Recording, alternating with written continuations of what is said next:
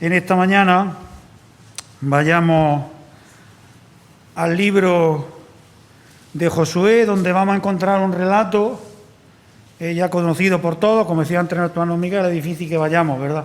Algo de la palabra que no hayamos leído la mayoría de los que estamos aquí, en la que hayamos meditado, que hayamos escuchado algo sobre ella, pero en esta mañana creo que nos va a hacer bien, porque vamos a ir a un momento en la historia de Israel y por ende también creo que para cada uno de nosotros, donde el Señor se va a revelar a su pueblo como aquel que cuida de él, aquel que va con él en todo momento, acontezca lo que acontezca, y como aquel que hace grandes prodigios o maravillas para aquellos que lo reconocemos como nuestro único y suficiente Señor y Salvador. El pueblo de Israel, no mucho tiempo antes de este momento que vamos a narrar, había cometido maravillas por parte del Señor. Había sido sacado de la esclavitud de Egipto después de muchos siglos allí, cuando el pueblo se dio cuenta de la situación que estaba y volvió sus ojos a su Señor. El Señor, oyendo su clamor, lo sacó de Egipto. Y cómo tuvo que hacer esa maravilla de separar la agua del Mar Rojo para que su pueblo, viendo ese milagro, esa maravilla, pudiera pasar en seco el mar y pasar de la esclavitud a la libertad. Si fuéramos a cualquiera de nosotros, especialmente a la gente del mundo que supiera algo de cultura bíblica, y le preguntáramos el momento en que el pueblo de Israel atravesó la agua para acceder a la libertad o para acceder a lo que el Señor le tenía prometido, todos rápidamente, posiblemente por las narraciones históricas, por películas y otras cosas, nos dirían, ¿verdad?, la salida de Israel de Egipto y cómo a través de la mano de Moisés, pues atravesaron el Mar Rojo. Ya sería más difícil que alguien, o que también entiendo que lo conocería, el segundo paso que tuvo que hacer el pueblo de Israel, de pasar en seco, no un gran mar como aquella vez, sino un gran río. Y en un momento determinado de la historia y del momento, del tiempo que ese río estaba desbordado de sus orillas, porque era primavera y las nieves de las montañas habían hecho que el cauce creciera muchísimo. Como nos dice la narración, que se había desbordado de sus orillas y no era el momento más oportuno para cruzarlo, desde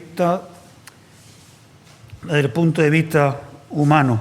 Y vamos a ir a la lectura del capítulo 3 de Josué, sus primeros 17 versículos, donde ya nos dicen los traductores en negrilla el paso del Jordán, este río que separaba la entrada en la tierra prometida, este río que separaba esos 40 años que habían estado el pueblo de Israel dando vueltas por el desierto por no creer en la palabra del Señor, y el Señor lo había tenido allí esos 40 años de escuela, como se nos dice muchas veces, para que ellos vieran quién era su Señor y que aprendieran mucho acerca de Él.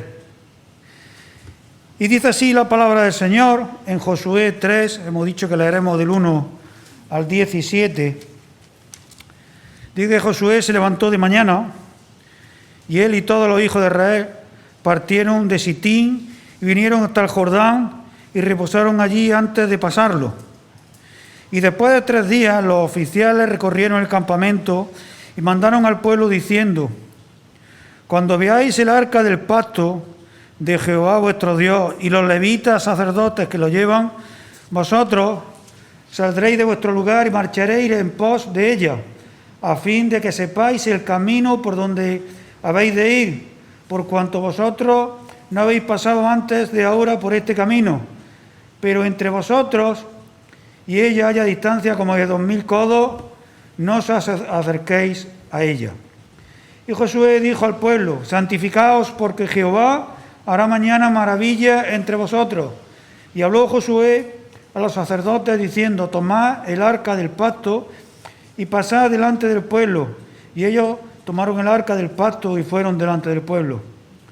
Entonces Jehová dijo a Josué: Desde ese día comenzaré a engrandecerte delante de los ojos de todo el pueblo, para que entienda que como estuve con Moisés, así estaré contigo. Tú pues mandarás a los sacerdotes que llevan el arca del pacto, diciendo: cuando hayáis entrado hasta el borde del agua del Jordán, pararéis en el Jordán. Y Josué dijo a los hijos de Israel: acercaos y escuchad las palabras de Jehová vuestro Dios. Y añadió Josué: en esto conoceréis que Él es Dios viviente, que está en medio de vosotros, y que Él echará de delante de vosotros al cananeo, al eteo, al heveo, al fereceo, al gergeseo, al amorreo y al jebuseo. He aquí el arca del pacto del Señor de toda la tierra pasará delante de vosotros en medio del Jordán. Tomad pues ahora 12 hombres de las tribus de Israel, uno de cada tribu, y cuando las plantas de los pies de los sacerdotes que llevan el arca de Jehová, Señor de toda la tierra, se asienten en las aguas del Jordán, las aguas del Jordán se dividirán, porque las aguas que vienen de arriba se detendrán en un montón. Y aconteció cuando partió el pueblo de sus tiendas para pasar el Jordán con los sacerdotes delante del pueblo, llevando el arca del pacto. Cuando los que llevaban el arca entraron en el Jordán, y los pies de los sacerdotes que llevaban el arca fueron mojados a la orilla del agua, porque el Jordán suele desbordarse por toda la orilla todo el tiempo de la siega, las aguas que venían de arriba se detuvieron, como en un montón bien lejos de la ciudad de Adán, que está al lado de Saratén, y las que descendían al mar del Áraba, al mar salado, se acabaron, y fueron divididas, y el pueblo pasó en dirección a Jericó. Mas los sacerdotes que llevaban el arca del pacto de Jehová estuvieron en seco, firmes en medio del Jordán, hasta que todo el pueblo hubo acabado de pasar el Jordán, y todo Israel pasó en seco. Que el Señor bendiga su palabra en esta mañana. Y como decíamos, una narración conocida por todos, donde vemos cómo el Señor obra estas maravillas para su pueblo. Vemos aquí el relato del capítulo, parte del capítulo 3, pero sabemos que en la narración va más allá, como hemos dicho, cómo el Señor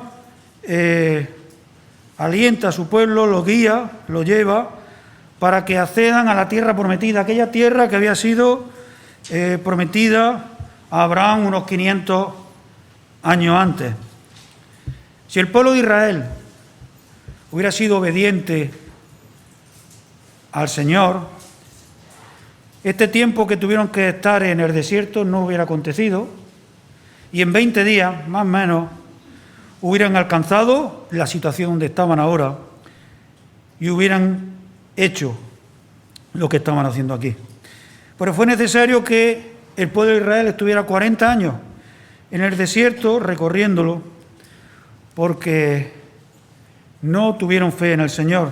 Sabemos por la narración, cuando se mandaron los 10 espías, ese informe tan negativo que llevaron de miedo, cuando vieron lo que le esperaba en la tierra de Canaán, ¿verdad? Que era muy difícil entrar, que estaba muy complicado. Y el Señor, que era el que estaba haciendo todo, el que le llevaba, le dijo: bueno, ¿no quieres entrar? Pues de nuevo al desierto. Y a pasar, ¿verdad?, por dificultades durante estos 40 años. Dice la palabra del Señor en Números 14, 29 y 30, que todos los que tenían más de 20 años, que hayan hablado mal de mí, dice el Señor, morirán en este desierto. Solo Josué y Caleb entrarán en el territorio que les prometí, y nadie más. En el momento de entrar en la tierra prometida, en el momento que vemos aquí, no estaba nadie mayor de 20 años en el momento que el Señor decidió que entraron y ellos no quisieron, 40 años atrás. Solamente Josué y Caleb, que fueron los únicos que vieron la necesidad de entrar, por difícil que fuera, por dificultades que encontraran, porque creían en la capacidad de aquel que los llevaba de su mano y no en la suya, para acometer todo lo que el Señor les tenía previsto para ellos. Estos 40 años que el pueblo de Israel estuvo habitando en el desierto, no estuvo desamparado, ni mucho menos. Sabemos que en todo momento el Señor estuvo con ellos, guardándolos, proveyendo lo necesario, pero era un territorio árido para vivir, un territorio hostil, por así decirlo. Y enfrente tenían a Canaán, la tierra prometida, y solamente les separaba de ellos este río Jordán. Una tierra que nos dice la palabra que fluía leche y miel. Una tierra donde se nos describe en el capítulo 13 la calidad de los frutos que se daban y las bondades que tenía esta tierra para los que allí habitaban. Hermanos, una tierra donde fluye leche y miel, una tierra de bondades, de abundancia de alimentos, de prosperidad física, y una tierra, sobre todo, que el Señor le había prometido a su pueblo, y era donde tenían que ir ellos. En esta mañana quisiera también, de alguna manera, que viéramos cómo la tierra del desierto representa esa aridez, esa dificultad y esa muerte, donde fueron allí sepultados todos los mayores, ¿verdad?, de 20 años, y cómo también, de alguna manera, ese desierto representa la vida fuera de la tierra prometida que el Señor tiene para cada uno de nosotros. Esta mañana nuestro hermano Tony, en ese salmo tan bonito, pero como él dice que leemos y muchas veces si no vamos a los comentarios no entendemos, el Señor tiene preparado para cada uno de nosotros la Sión celestial. De alguna manera también ejemplo de esta Canaán, que representa la vida en contraposición a la muerte, la aridez de ese desierto, donde vamos a encontrar leche y miel que fluye para nosotros, donde vamos a encontrar todas las bendiciones, ya no físicas, sino espirituales, que el Señor nos relata también en su palabra para cada uno de nosotros. Y necesitamos tener fe en el Señor y creer en Él, como creyó Josué y Caleb. Aun cuando habían los problemas que había en esa Canaán, desde el punto de vista humano, para que de alguna manera tener la certeza de que si el Señor le había prometido, era para ellos. Cruzar este río, como decimos, no era una cosa fácil. No creamos que era una cosa, bueno, pues vamos a cruzarlo y todo el mundo de acuerdo y ya está. Acordémonos cuando ellos cruzaron el Mar Rojo, cómo les perseguía y les apremiaba, ¿verdad?, cruzarlo, porque venían el ejército de Faraón para matarlo, para exterminarlo. Por eso decimos que también es ejemplo de muerte en el desierto.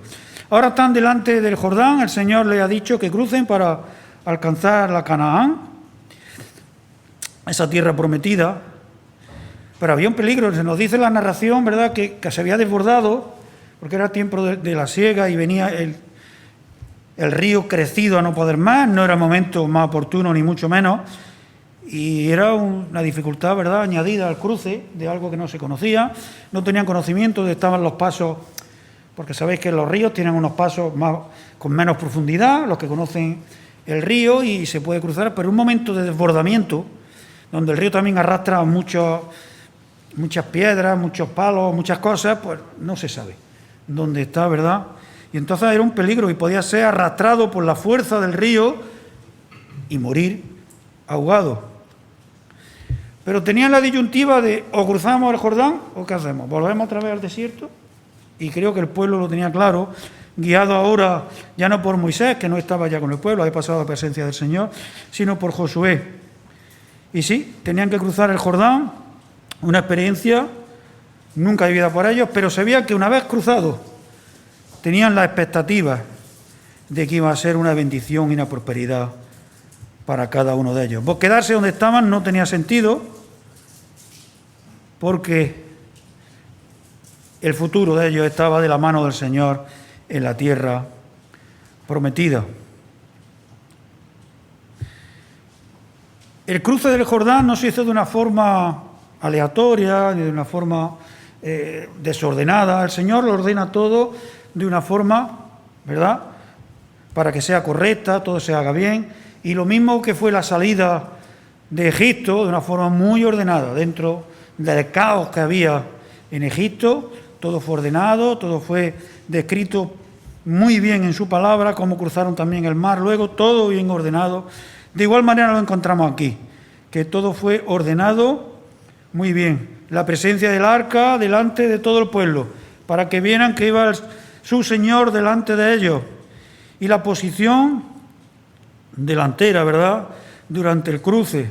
La santificación que se le pedía a todo el pueblo, lo mismo que la salida de Egipto, tenía que ser de una manera especial, tomando la Pascua, vestido de una manera, ataviado, ¿verdad? Pues aquí de igual manera se le pide una santificación, una predisposición de corazón hacia el Señor, para ver las maravillas que en ese día iba a acontecer a cada uno de ellos. En la narración vemos cómo se describe a 4 grupos de personas, se les da un mensaje a cada uno. En primer lugar, en 2 y el 4, para los oficiales del pueblo, para aquellos que de alguna manera tienen responsabilidad sobre algún grupo, ¿verdad?, de personas del pueblo. También a Josué, al pueblo y a los sacerdotes, al Josué de parte del Señor, y luego a Josué, a toda la nación. Todo el mundo estaba aleccionado de lo que iba a pasar, todo el mundo estaba aleccionado de lo que iba a acontecer y qué tenían que hacer cada uno de ellos. Cada discurso revela un poco más sobre el milagro que va a llevar a cabo el Señor a cada uno de ellos. Los oficiales, los jefes, administradores, ¿verdad?, del pueblo, y los levitas sacerdotes que llevaban el arca. El arca de pacto, hermano, era la representación más sagrada para Israel. Era el símbolo de la presencia del Dios en medio de ellos. Llevaba, como sabemos, las tablas de la ley, ¿verdad? Llevaba el pacto con su pueblo, llevaba la constitución, por así decirlo, del pueblo de Israel, la forma ética en que deberían de comportarse. También llevaba un recipiente con el maná, aquello que el Señor le había dado por 40 años, todos los días, para que su pueblo pudiera mantenerse. Y la vara de Aarón, ¿verdad?, como representación del sacerdocio.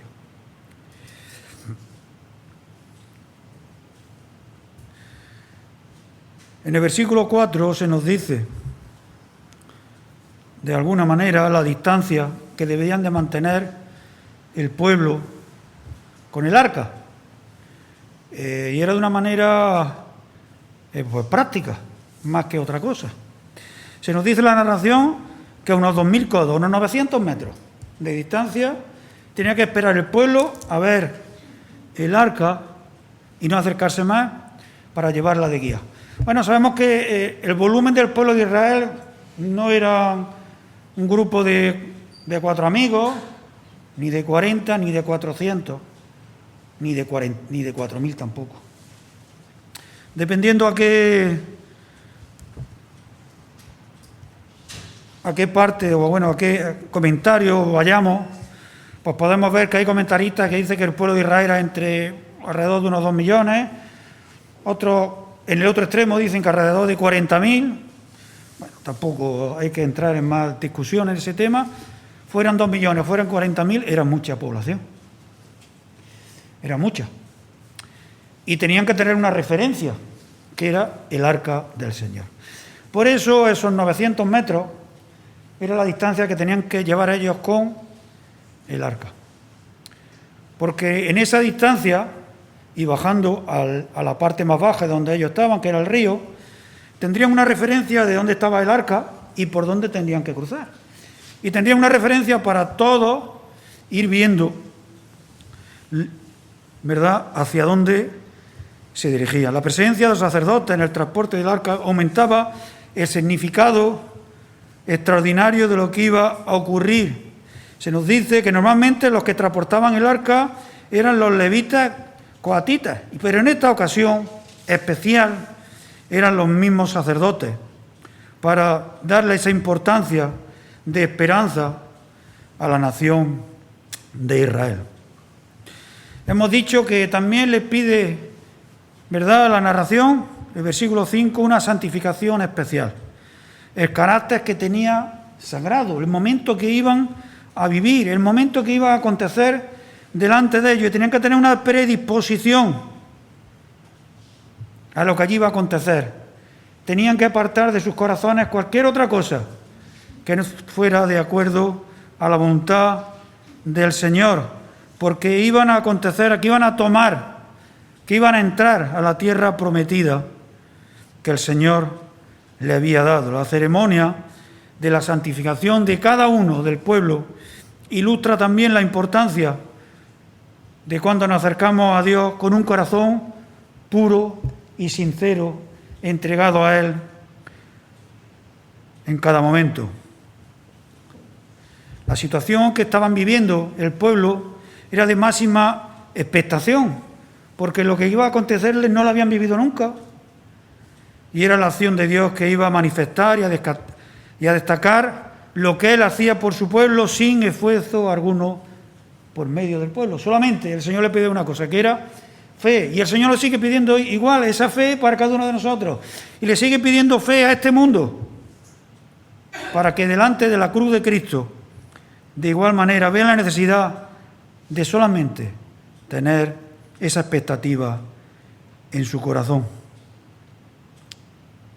Dice el versículo 5, en segunda parte, porque Jehová hará mañana maravilla entre vosotros. ¿Y qué maravilla, hermanos, iba a hacer delante de ellos? ¡Qué maravilla! Iba a ver todo el pueblo como ante esa imposibilidad de atravesar aquello que corría por allí, que era ese río desbordado, con esa velocidad. Y una vez, como la narración nos dice, cómo las aguas se iban a detener y más aún, iban a pasar en seco por el río. Los sacerdotes inician la marcha, ¿verdad?, para empezar ese momento histórico de misericordia y de gracia del Señor para su pueblo. Y dice en el versículo 7 que para que entienda que como estuve con Moisés, estaré contigo. El hombre pasa, pero el Señor es eterno. Tuvieron a Moisés, que fue su guía, y pasó su momento, y pasó la presencia del Señor. Y quizá el pueblo pues estaba temeroso porque habían perdido a su gran guía. ¿Qué es lo que pasa en este mundo cuando muere un gran guía? ¿Verdad? La gente queda un poco intranquila, ¿quién nos va a guiar ahora? ¿Quién nos va a llevar? Pongámonos en la piel de los israelitas, donde estaban, en un momento allí rodeados por pueblos que estaban mucho mejor preparados que ellos, pertrechados para la guerra, y habían muerto. No ya solo Moisés, sino todos aquellos grandes hombres que habían salido con ellos de Egipto. Pero el Señor quiere reafirmar la autoridad que Él delega en Josué a través de los hechos que van a acontecer. Lo mismo que Moisés abrió el mar rojo por la voluntad del Señor. Ahora lo que va a acontecer aquí, y su guía va a ser Josué también por la voluntad del Señor. El Señor va a recompensar la fe de Josué, va a recompensar la fe de su pueblo a través de este hecho que van a vivir cada uno de ellos.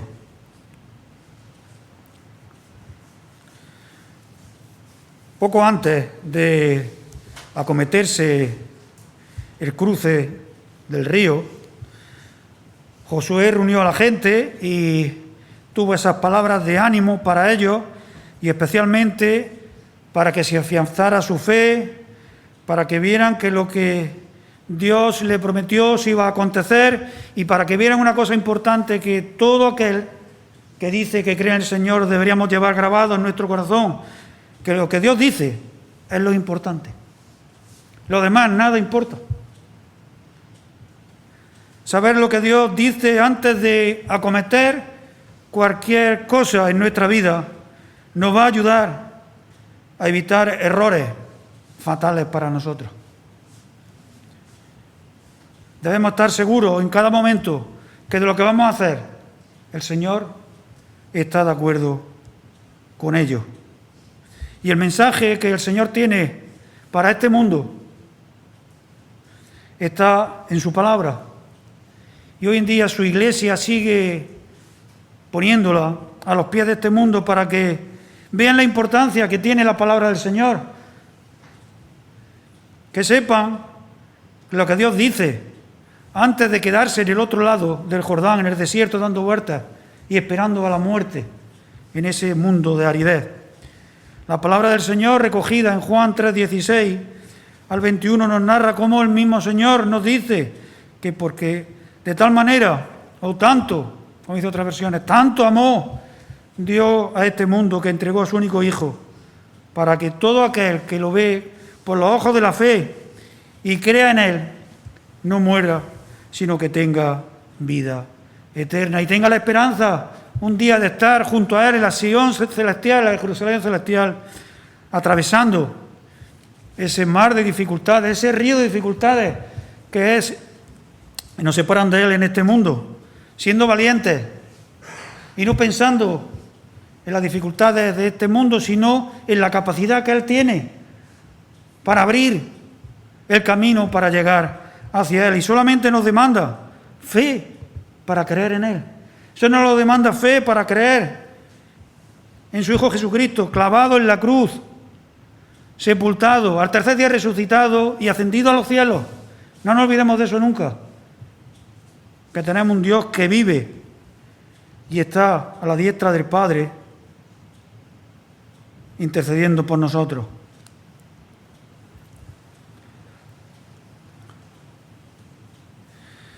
En el versículo 10 se nos dice que, ¿verdad?, se nos describe a todos los pueblos que allí vivían en ese Canaán y que tenían que ser expulsados.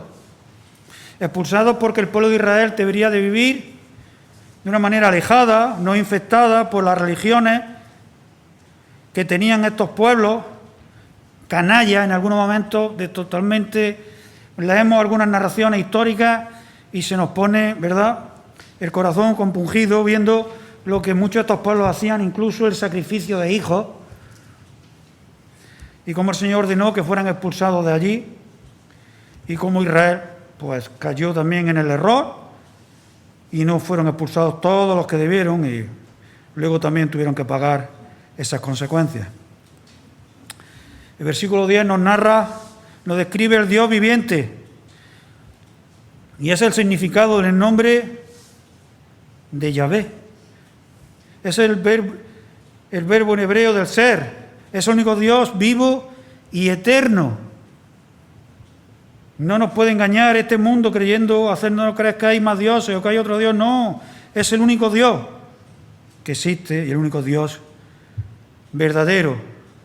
El único Dios que tiene el poder en sus manos. El arca comienza transportada por los sacerdotes su camino hacia el río y culmina cuando los pies de ellos entran en el agua y acontece algo maravilloso, de verdad. Acontece algo que no sé hasta qué punto todos estarían convencidos que iba a pasar. Y es que una vez que los pies de ellos tocaron el agua se detuvo. No sé cuántos de vosotros habéis estado en algún momento viendo una corriente de agua muy grande y de pronto se ha detenido. Yo lo he visto algunas veces en la represa que tenemos aquí, cerca de Guadalén. Sale la parte de arriba un canal grande que va a una central hidroeléctrica pequeña que hay abajo, donde alguna vez hemos estado de campo hace ya años, no sé si os acordáis de ella, y allí en algún momento abren ese canal grande, si lo conocéis, y el agua pasa de allí con una fuerza que da miedo. Pero cuando cierran la compuerta, en un instante, el canal se ha quedado seco, y parece algo también, ¿verdad?, maravilloso. Algo así vivió el pueblo de Israel, de ver, mucho más grande que lo que estamos narrando, de ver ese río desbordado y con esa fuerza que iría cuando las plantas de los pies de los sacerdotes que llevaban el arca tocaron en la orilla del agua, el río se secó, se paró.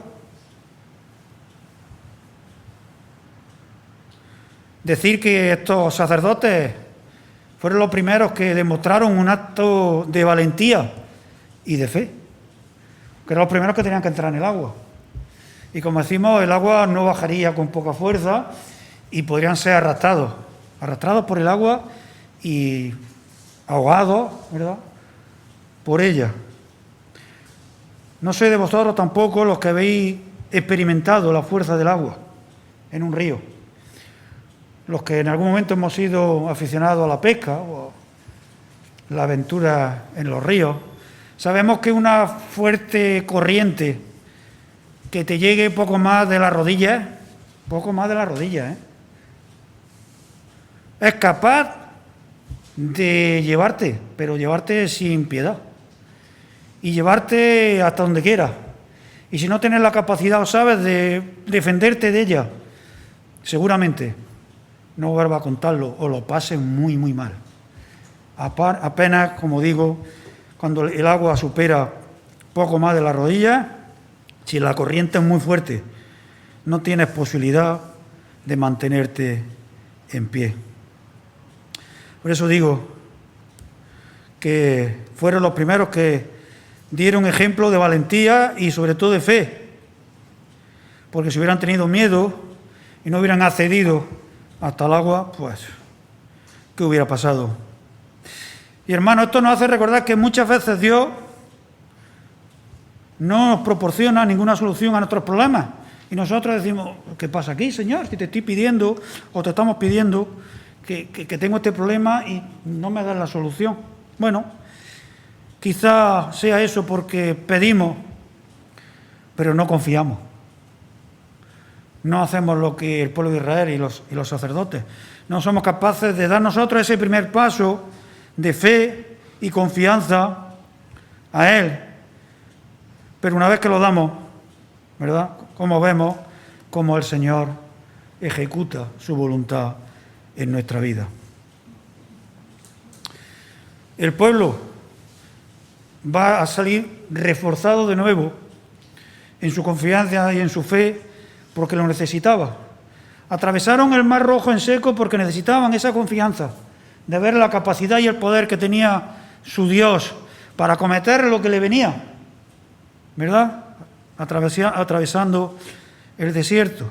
Y ahora necesitan reforzar de nuevo su confianza, su fe, para la campaña que tienen que acometer ahora y de expulsar de la tierra prometida, de la Canaán, a todo lo que el Señor le ha ordenado. Y necesitan reforzarla. Y van a ser reforzados a través del milagro que van a ver cada uno de ellos. Cómo este Jordán se va a detener y van a pasar en seco y van a reforzar su fe en el Señor, viendo cómo el Señor cumple todas sus promesas. Decir que el discurso de Josué culmina en el versículo 13, ¿verdad?, diciéndole al pueblo qué es lo que iba a acontecer, cómo se iba a parar el río, mostrando que Dios, nuestro Dios, el Dios de Israel,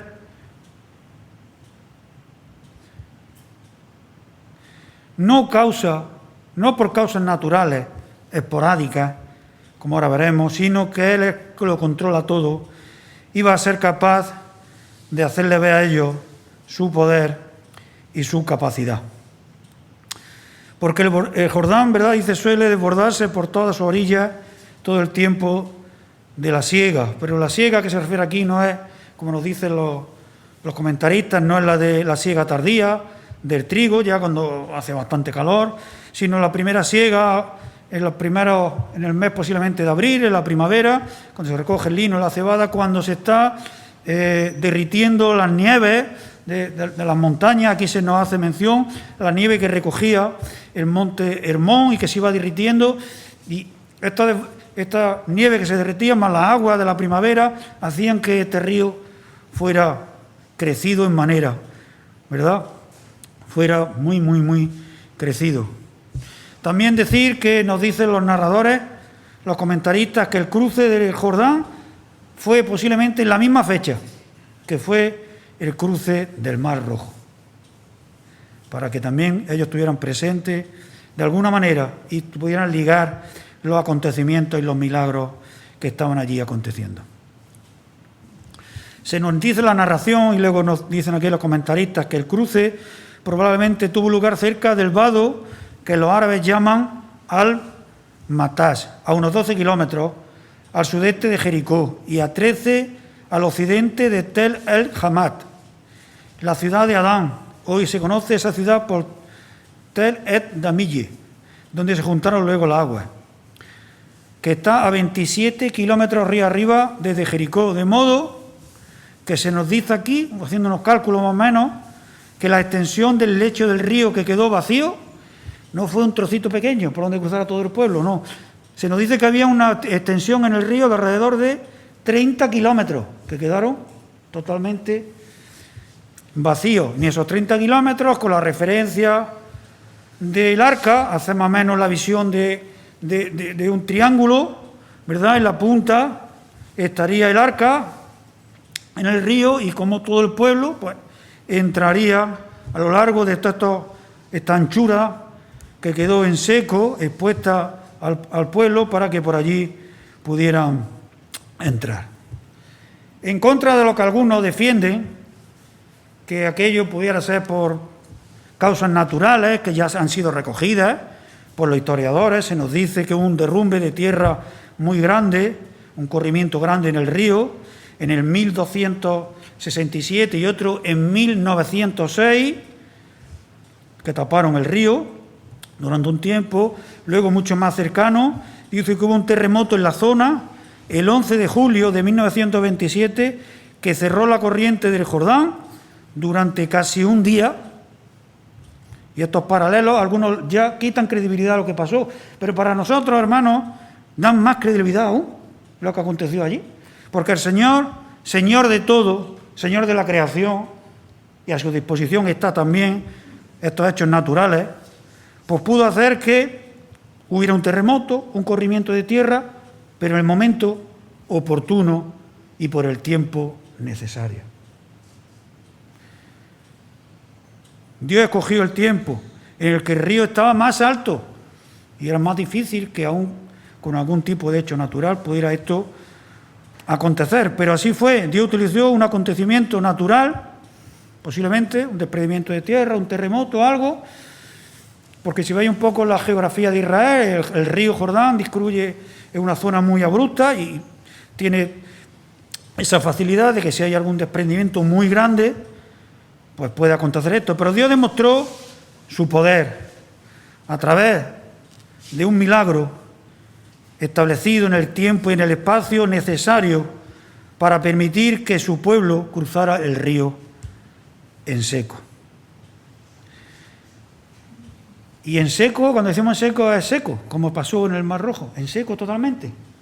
Sabemos que cuando una corriente de agua continua de tipo de un río o de otra cosa, que siempre durante mucho tiempo, años, cuando no siglos, está corriendo el agua, pues ese agua va dejando en el fondo del río por unos depósitos naturales de lodo, fango y otras cosas, y está bastante húmedo todo. Aun cuando la corriente se corta, pues está aquello de alguna manera pues encharcado o anegado. Pero el Señor nos narra aquí que pasaron en seco. Se secó totalmente. No había lodo, no había fango y no había nada. Y pasaron todos. Muchos elementos sobrenaturales tuvieron que suceder simultáneamente. El acontecimiento ocurrió como fue predicho, en el momento oportuno, en el tiempo fue exacto. Sucedió en el tiempo en el que el río venía súper desbordado. El agua se detuvo por muchas horas para que todo el pueblo pasara. El fondo del río, como decimos, estaba totalmente seco y totalmente accesible para que el pueblo pasara. El agua volvió, como dice la narración, inmediatamente después de que todo el pueblo pasó y que los sacerdotes pues se quitaran sus pies del lecho del río. O sea que todas estas cosas acontecieron guiadas por la mano del Señor. Nada ocurrió de una manera aleatoria o arbitraria. Algunos dicen que el pueblo de Israel estaba allí esperando y cuando aconteció el hecho, pues cruzaron. ¿Y si no hubiera acontecido en 200 años? ¿O en 300? ¿Y si hubiera acontecido y mientras estaban cruzando el agua vuelve a pasar? ¿Verdad? Es más fácil creer en un hecho constatado que en puras, ¿verdad?, agrupaciones humanas. ¿Quién podía provocar un derrumbe en un momento tan oportuno para el paso del pueblo? 30 kilómetros del lecho del río se quedó seco totalmente. Qué distancia, ¿verdad? ¿Quién podría detener la fuerza del río a esa velocidad que iba tan grande en ese tiempo determinado?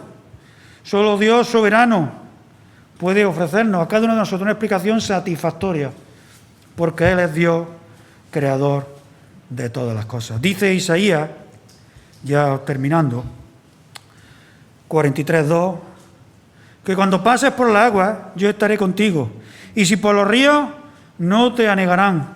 Cuando pases por el fuego, no te quemarás, ni la llama arderá en ti. Así estamos protegidos los que somos del Señor. Así estamos protegidos aquellos que un día aceptamos a Jesucristo como nuestro único y suficiente Salvador. Tendremos problemas en este mundo, sí, y no pocos.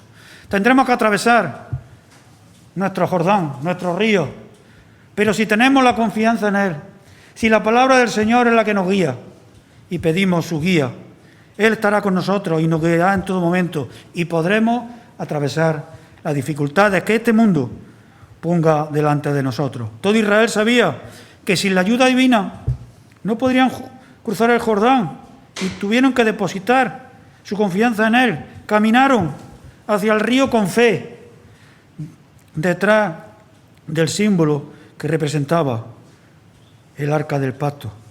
Así se grabó en su mente para cada uno de ellos el hecho que había acontecido. Por si había algunos muy jóvenes que cuando cruzaron el Mar Rojo no tuvieran, ¿verdad?, esa perspectiva en su mente, ahora sí la van a tener y para siempre. El mismo Dios que abrió el Mar Rojo para sus padres ahora está abriendo el Jordán para cada uno de ellos. Le está dando entrada en la tierra prometida cuando los sacerdotes dejaron, ¿verdad?, de estar en el río. Todo volvió a su cauce, como se suele decir. Quedaron libres en la agua, se precipitaron y de nuevo el caudal natural del río se estableció.